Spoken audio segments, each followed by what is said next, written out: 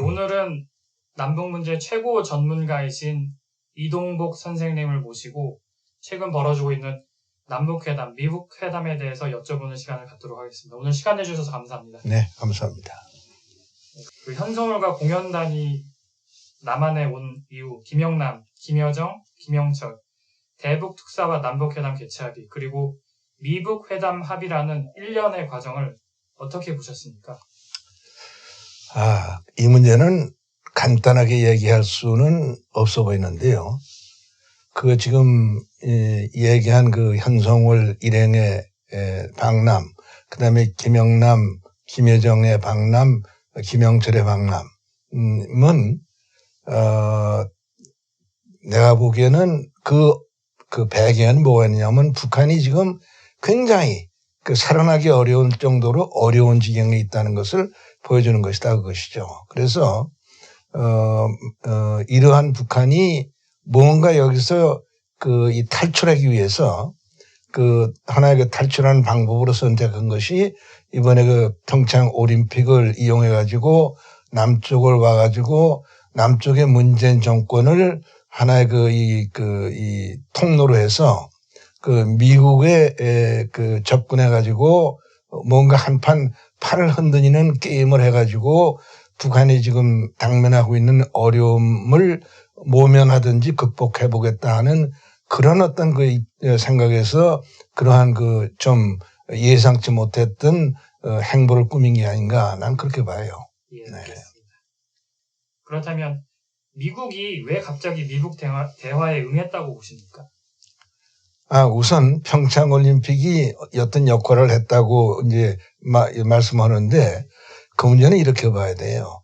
그 여러 차례 과거에 이제 하계 동계 올림픽이 있었는데 그 올림픽이 가장 정치적으로 아주 악용된 일이 이제 1936년에 생기죠. 그 당시에 이제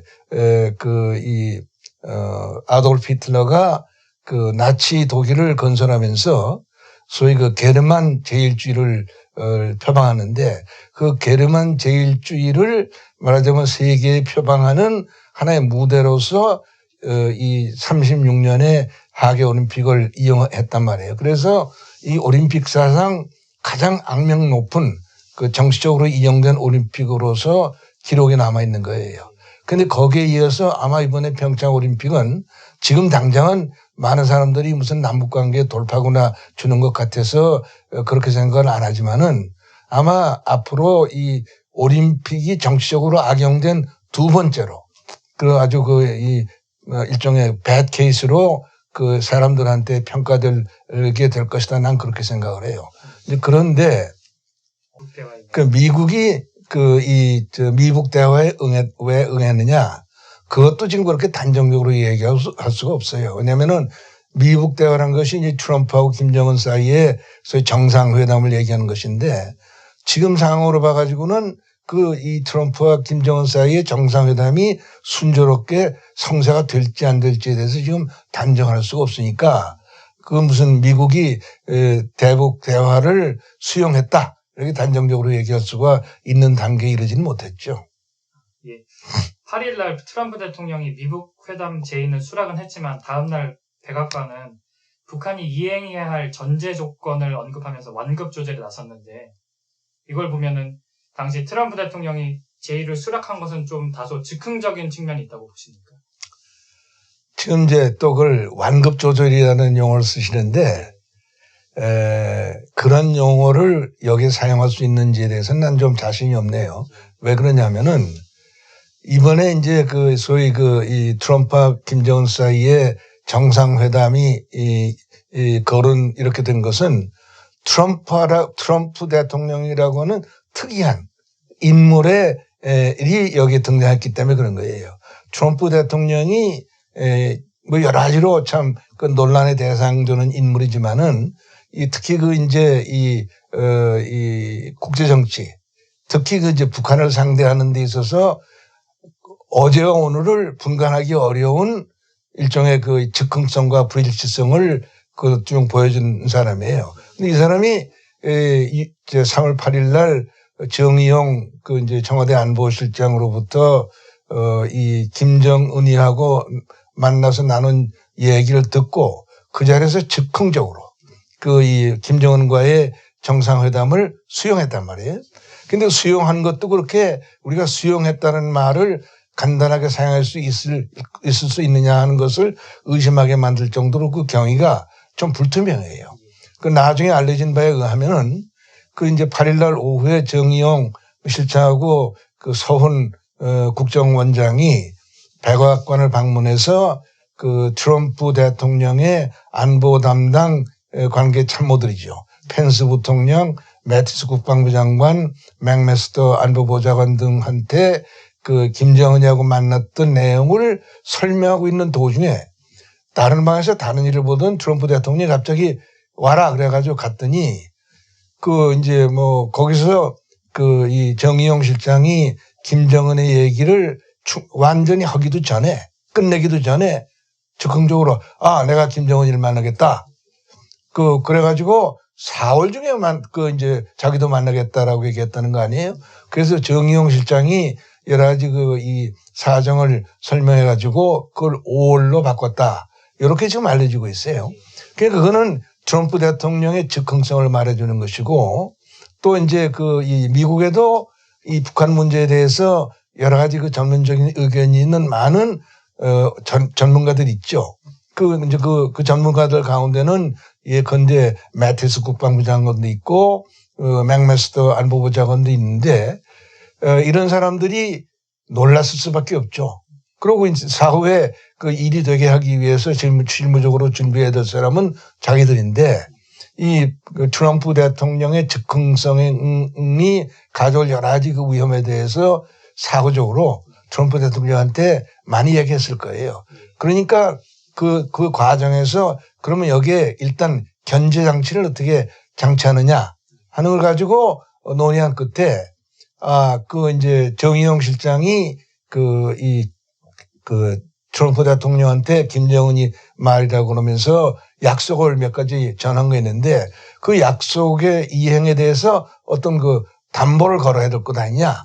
그 담보를 걸어가지고 말하자면 트럼프와 김정은 사이의 정상회담이 기정사실화되는 것을 막아야 되겠다 하는 건의를 해서 거기에 따라서 이튿날 세라 샌더스 이 대변인의 기자회견이 있었다 하는 그런 이 추측이 가능하고 또 하나의 가능성은 내가 그래서 썼지만은 정의용 실장이 트럼프 대통령한테 보고를 하고 그 내용을 가지고 트럼프 대통령이 백악관 기자들한테 당신이 직접 얘기해라. 소위 영문 기사에 의하면 소위 direct 지시를 해가지고 이제 기자들한테 이제 정의용 실장이 브리핑을 했는데 그 브리핑에서 얘기한 내용 가운데는 굉장히 문제점이 있는 게 있어요. 뭐냐면은 김정은이가 핵 문제에 관해서 몇 가지 남한에 대해서도 뭔가 약속을 하고 미국에 대해서도 약속을 한 게 있는데 그 약속을 할 때 김정은이가 어떤 아무 조건 없이 얘기한 게 아니고 그 약속마다 조건을 걸었단 말이에요. 그 조건을 걸었다는 사실은 누가 얘기했느냐면 바로 정의용 실장이 평양에서 돌아와가지고 바로 서울에서 문 대통령한테 보고하고 기자들을 만났을 때 그 조건들을 다 얘기를 했어요. 그런데 그 조건은 거두절미하고 이제 이 백악관 기자들한테는 김정은이가 이 핵실험과 미사일 발사를 더 안 하겠다. 또 비핵화를 하겠다. 뭐 이런 등등의 약속을 했다라고 단정적으로 얘기했단 말이에요. 그러니까 그것은 큰 문제를 일으킬 수 있는 거죠. 바로 그 부분이 내가 그래서 썼지만은 어떤 상황을 우리가 생각할 수 있겠느냐 하면은 16세기 임진왜란 때 심의경이가 걸어간 행보를 정의용 실장이 되풀이하고 있는 것이 아니냐 하는 의혹을 불러일으킬만 하단 말이에요. 그러니까 미국에서도 이것 봐라. 정의용 실장의 말 가운데 백악관 기자들한테 얘기한 것하고 서울에서 얘기한 것하고 사이에는 차이가 있는데 그 차이를 한번 따져봐야 되는 것 아니냐 하는 그런 이제 문제제기가 있어가지고 그 둘 중에 하나 또는 그 둘이 복합적으로 작용해가지고 그 이튿날 샌더스의 기자회견을 가져온 것이 아닌가 그렇게 추리해 보는 것이 합리적이라고 난 생각이 되네요. 예, 알겠습니다. 말씀하신 대로 트럼프란 인물의 그 즉흥성 때문에 이런 혼선이 잠깐 빚어졌는데 이 트럼프의 그 즉흥적인 제의 수락 때문에 북한 측도 놀랐겠지 않겠습니까? 아니요. 북한 측이 놀랐는지 안 놀랐는지 좀 알 수가 없죠. 다만 지금 이상한 일이 벌어진 게 그 정의용 실장 일행을 평양에서 만나서 정의용 실장한테 그 김정은이가 몇 가지 얘기한 부분을 정의용 실장이 가지고 와서 서울에서도 보고하고 기자들한테 얘기했고 그다음에 워싱턴에 가서 또 얘기를 했는데 그 내용에 대해서는 아직 북한에서 아무런 공식적으로 그 동조하는 발표가 없어요. 이게 뭘 의미하느냐 하는 것을 우리가 굉장히 그 의아스럽게 생각할 수밖에 없죠. 그리고 또 하나는 이제 그걸 포함해서 그것과 이제 트럼프가 5월 달에 안에 정상회담을 하자고 한 부분에 대해서 북한이 아직 조용히 있는 것은 별개 문제죠. 별개 문제인 것이 아주 그 형식 논리적으로는 김정은이가 지금 언론에 보도된 걸 가지고 그 문제에 대해서 더 언급할 수가 없어요. 그건 이제 성격상 정의용 실장이 자기가 직접 평양으로 돌아갔었든지 아니면 다른 방법으로 북한에다가 자기가 트럼프한테서 들은 얘기를 전달을 해야 그래서 북한이 반응을 보일 수 있는 거 아니에요? 그러니까 그런 상황이 있기 때문에 일단 그 형식적으로는 북한이 아직 반응을 보일 수 있는 준비가 안 돼 있다 이렇게 볼 수는 있는데 그럼에도 불구하고 아직까지 북한이 그 내용에 대해서는 깜깜이로 지내는 것은 첫째로 이 정의용 실장이 전했던 내용의 토대를 두고 지금까지 지금 진전된 사항이 그 바탕이 좀 취약할 수도 있고 아니면 북한이 이러한 이 일을 가장 북한이 허용했다면은 허용하는 사태 진전이 북한의 내부 정세에 어떻게 작용할 것이냐 하는 것을 분석하고 거기에 따라서 여러 가지 준비를 한 뒤에 이 문제를 터뜨릴 것이니까 그런데 시간이 지금 소요되고 있는 것이다라고 짐작할 수도 있죠. 아직은 우리가 단정적으로 얘기하기는 좀 어렵다 이렇게 봅니다.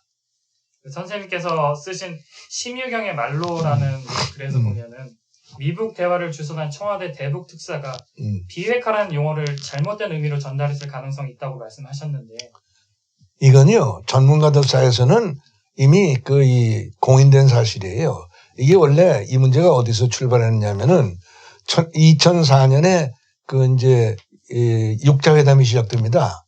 육자회담이 시작될 때에 미국 측 수석 대표가 크리스토퍼 힐이라는 사람이에요. 이 사람이 사실은 한반도 문제에 대해서 아주 무식한 사람이에요. 또 공산당에 대해서도 무식한 사람이에요. 그래가지고 이제 육자회담 예비회담 때 의제를 정하는데 이 핵 문제를 북한이 제시하는 대로 denuclearization of the Korean Peninsula라는 단어를 받아들였어요. 근데 이게 큰 문제가 있는 것이 첫째로 denuclearization of the Korean Peninsula는 북한식으로 번역을 하면 조선반도의 비핵화고 우리식으로 번역하면 한반도의 비핵화예요. 이게 같은 말이긴 하지만은 굉장히 달라질 수 있는 데다가 더군다나 북한이 비핵화라고 하는 것은 우리가 비핵화라고 하는 것은 우리라고 하는 것은 대한민국이나 미국이나 또 이제 IAEA나 이 국제사회 유엔이 비핵화라고 하는 것은 이런 것이죠. 한반도에서 대한민국은 비핵 국가란 말이에요. 그렇잖아요. 오직 유일한 핵 문제가 제기되는 나라는 북한이란 말이에요. 그래서 한반도의 비핵화라고 그러면은 그것은 북한만 해당되는 것이다라는 것이 상식적이죠. 그래서 한반도의 비핵화라고 그러면은 자연 거기서 논의되는 것은 핵을 추구하고 있는 북한 문제만 논의되는 것이다라고 경솔하게 생각한 거예요. 그런데 북한은 그런 입장이 아니에요. 북한이 비핵화라고 할 때는 북한이 말하는 비핵화는 비핵 지대화야. 뉴클리어 프리 존이라는 건데 비핵 지대화라는 것은 이제 이 NPT 체제 하에서 전 세계적으로 핵 철폐를 연구하는데 여러 가지 방안이 나오는데 지금 현재 국제적으로 통용되고 있는 접근 방법은 기왕에 핵을 가지고 있는 나라는 저들끼리 핵을 감축하다가 핵을 말하자면은 모두 없애는 방향으로 핵 제한 및 감축 협상을 추진하고, 두 번째로는 핵을 가지고 있지 않은 나라가 핵을 갖지 못하도록 국제적으로 방지하는 것이 소위 non-proliferation의 내용이 되어 있는 거예요. 그리고 이제 비핵화야. 근데 그래서 이제 우리는 비핵화 그래가지고 북한을 비핵화시키는 문제를 육자회담에서 논의하는 것이다라고 경솔하게 생각했던 것이죠. 근데 북한은 또 비핵화라고 그러는 거 비핵지대화를 들고 나온단 말이에요. 이건 이제 북한의 그런 입장이 아주 공식적으로 나타났던 게 1991년에 우리가 남북 고위급 회담에서 비핵화 협상을 할 때 그게 표면에 나타났어요. 1991년 9월에 우리가 남북 고위급 회담 5차 회담을 할 때 북한에서 우리가 이 북한에서 이 문제에 관한 합의서를 냈어요. 그 초안 명칭이 조선반도의 비핵지대화에 관한 합의서예요. 그래서 이건 큰일이란 말이에요. 그래서 우리가 즉석에서 별도의 안을 냈죠. 뭐냐면 한반도 비핵화에 관한 공동선언을 냈단 말이에요. 그래가지고 1991년 12월 31일 날 판문점에서 7시간에 걸친 마라톤 협상 끝에 북한이 자기네들 주장을 99%는 철회하고 우리 비핵화 선언안을 받아들여가지고 비핵화 선언을 합의한 거예요. 그래서 이제 우리는 북한이 비핵지대화를 포기했다라고 또 그때도 경솔하게들 판단하는 사람들이 있더라고요. 나는 그렇게 생각하지 않았어요. 그런데 그 이듬해 2월 19일 날 남북 기본합의서와 함께 비핵화 선언이 공식으로 공포돼서 발효되고 나서 핵통제 공동위원회가 만들어졌단 말이에요. 핵통제 공동위원회의 주 임무는 합의된 비핵화 사찰 규정을 만드는 거예요. 그 비핵화 사찰 규정을 가지고 우리가 우리 공로명 전 외무장관이 수석이 돼서 나갔더니 거기에 이제 최우진이라고 하는 북한 측 수석 대표가 뭘 들고 나오느냐 하면은 철회했던 비핵지대화안을 그대로 들고 나와서 써놔놨단 말이에요. 그러니까 합의가 이루어질 수 없죠. 몇 번 더 만나다가 이제 남북 고위급 회담이 그냥 중단이 돼버렸던 거예요. 그러니까 그걸 보더라도 이 북한이 비핵화라는 용어를 사용하는 데 대해서 우리가 충분히 경각심을 가졌어야 되는데 그걸 갖지 않고 이제 크리스토퍼 웰이 경솔하게 그 단어를 수용했고 그 단어를 일단 수용하니까 북한은 뭐 그냥 노상 이제 비핵지대화 내용을 가지고 미국을 이제 압박을 했는데 이번에도 이제 김정은이가 소위 디뉴클리어라이제이션이라고 그래가지고 조선반도의 비핵화라고 하는 얘기를 한 것은 바로 그 비핵지대화를 내용으로 하는 것이 틀림없는데 왜냐하면 북한은 그동안 이 여러 차례 여러 해에 걸쳐서 일관되게 뭘 주장하느냐면은 북한의 핵 문제는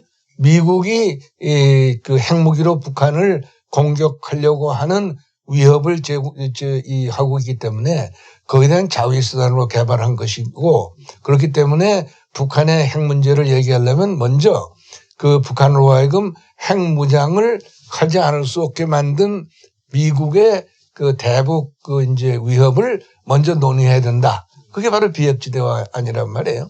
그렇게 돼 있는 거예요. 그런데 그거를 이제 북한이 이 김정은이가 비핵화라는 단어를 사용했다고 해서 덜컥 그걸 가지고 이 트럼프한테 가지고 북한이 비핵화에 말하자면 용의를 표명했다고 하는 것은 매우 무책임할 뿐만 아니라 그 내용에 상당한 왜곡, 변질을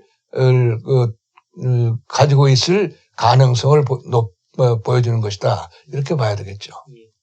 일부에서는 북한이 주장하는 조선반도의 비핵화가 이 주한미군 철수와도 연관이 돼 있다고. 북한의 그 비핵지대화 주장은 미국이 북한에 대한 위협을 그만둬야 된다는 거고, 미국이 북한에 대한 미국이 가하는 위협 속에는 뭐가 있느냐 하면은 주한미군이 있고 한미연합체제가 있고 한미 상호방위 조약이 있고 그다음에 한미 안보 동맹이 있고 이런 거예요. 그다음에 이 모든 것을 완결하려면은 소위 6.25 전쟁을 끝내야 되는데 6.25 전쟁을 끝나면은 이 내용을 담은 이 평화협정을 미국과 북한이 남한은 제껴놓고 체결해야 된다라는 주장이 담겨 있는 거예요. 그러니까 그것을 가령 지금 묵살하고 그대로 미국이 안 주면은 그 자리에서 북한이 그런 내용을 쏟아 부을 게 거의 틀림없죠. 미국과 북한의 대화를 연결하는 통로에 불과해서 사건의 당사자가 아닌 것처럼 보였는데 이번에 이제 이 정기용 실장의 소위 특사 외교가 진행되는 도중 그리고 그 이후에 우리 언론이 굉장히 무책임하고 무식한 보도를 하고 있는데 그 중에 하나가 그거예요. 왜 한국이 당사자인데 그 문제를 미국에다 떼어넘기느냐 이러잖아요. 이건 참 무식한 얘기예요. 왜냐하면은 북한의 핵 문제는 원천적으로 한국의 책임사항이 아니에요. 왜냐하면 원래 1945년에 미국이 처음으로 개발해서 생산한 이래로 지금 8개의 핵 보유국이 생기지 않았어요? 그런데 이 핵이라는 것이 처음에는 굉장한 무기처럼 생각되지만은 이 무기가 워낙 파괴 효과가 크기 때문에 서로 경쟁적으로 8나라가 만들어놨죠. 만들어 놓으니까 이제 어떤 문제가 생겼느냐 하면은 핵을 가지고 있는 한 나라가 핵을 가지고 있는 다른 나라의 핵으로 공격하면은 그 핵을 가지고 있는 다른 나라는 공격당해서 파괴되고 남는 잔여 핵무기를 사용한 나라한테 보복 공격을 하게 돼 있어요. 이게 이제 핵 보유 국가 간에 그러니까 서로 가지고 있는 딜레마예요. 왜냐하면 핵무기에 대해서 핵무기로밖에 보복할 수 없고 다른 무기로는 그야말로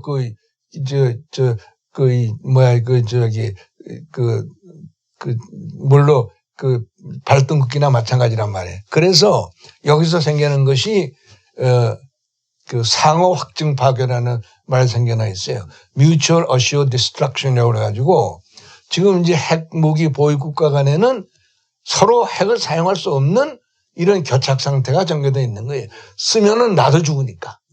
그래서 거기다 이제 이런 상황이 되니까 가지고 있는 나라도 서로 겁이 나가지고 1960년부터 소위 핵 제한 협상을 시작하는 거예요. 전략무기 제한 협상. 그래가지고 솔트 1단계, 2단계 협의가 돼가지고 지금 과거에는 세계적으로 13만 발까지 만들어졌던 핵무기가 지금은 아마 한 3만 발로 줄어 있을 거예요.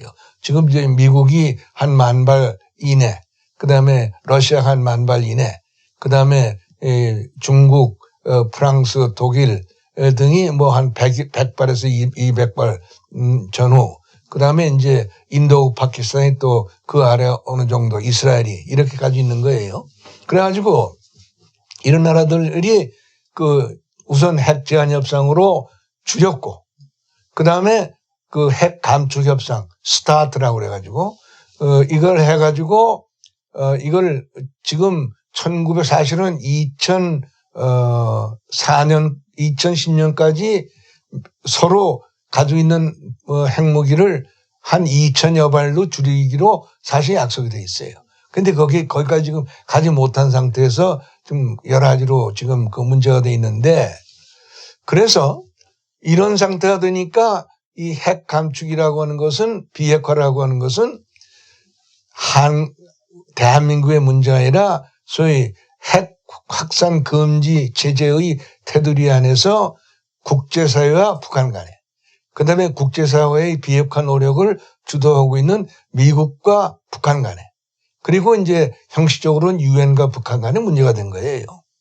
그런데 다만 북한이 핵무기를 사용하면은 그 피해 1차적 당사자가 한국이 될 가능성이 있기 때문에 한국이 거기에서 어떤 발언권을 행사해야 되는 것이 아니냐 이렇게 돼 있는 거예요. 그 정도지 한국이 운전석에 앉아서 북한의 핵 문제를 다룰 수 있는 게 아니라고요. 그런데 거기서 더 나아가서 작년부터 지금 북한의 핵 문제는 성격이 확 달라졌어요. 작년에 북한이 9월 30일 날 그 6번째 지하 핵실험을 하죠. 그 다음에 11월 28일인가 그 화성 15형 ICBM 시험 발사를 한단 말이에요. 근데 작년 9월 30일 날 실시한 지하 핵실험은 북한이 말하기를 수소탄 실험이었다고 그랬고 지금 그 이 국제사회에서도 이것이 그 전에 실시했던 그 핵실험보다 수십 배 위력을 가진 걸로 지금 공식적으로 논란이 되고 있단 말이에요.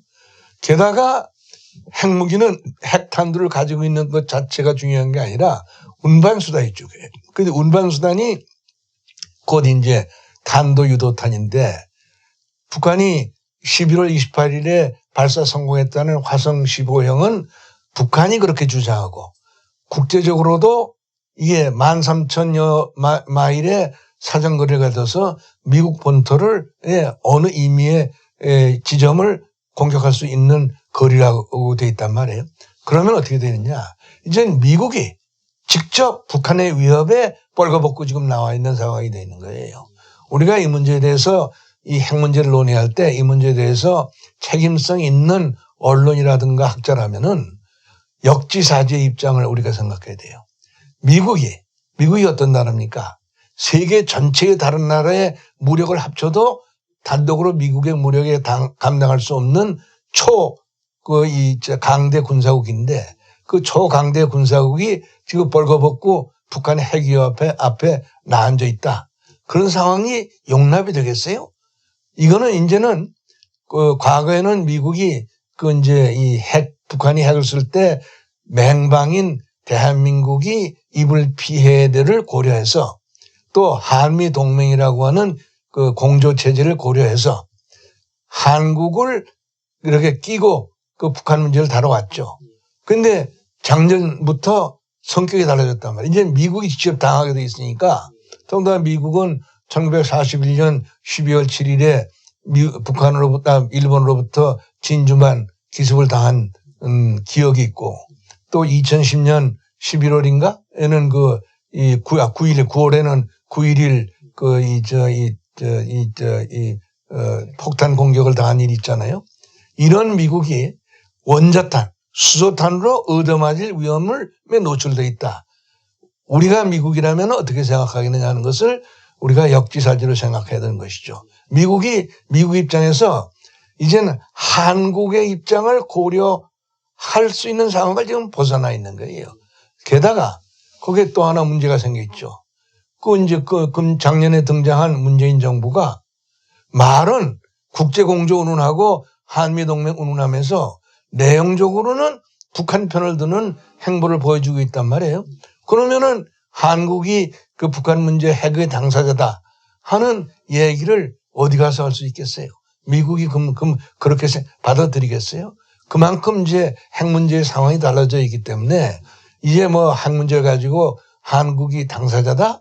무슨 문재인 씨가 운전석에 앉는다? 하는 잠꼬대 같은 소리는 우리가 더 이상 들어서는 안 된다. 이렇게 돼 있는 거죠.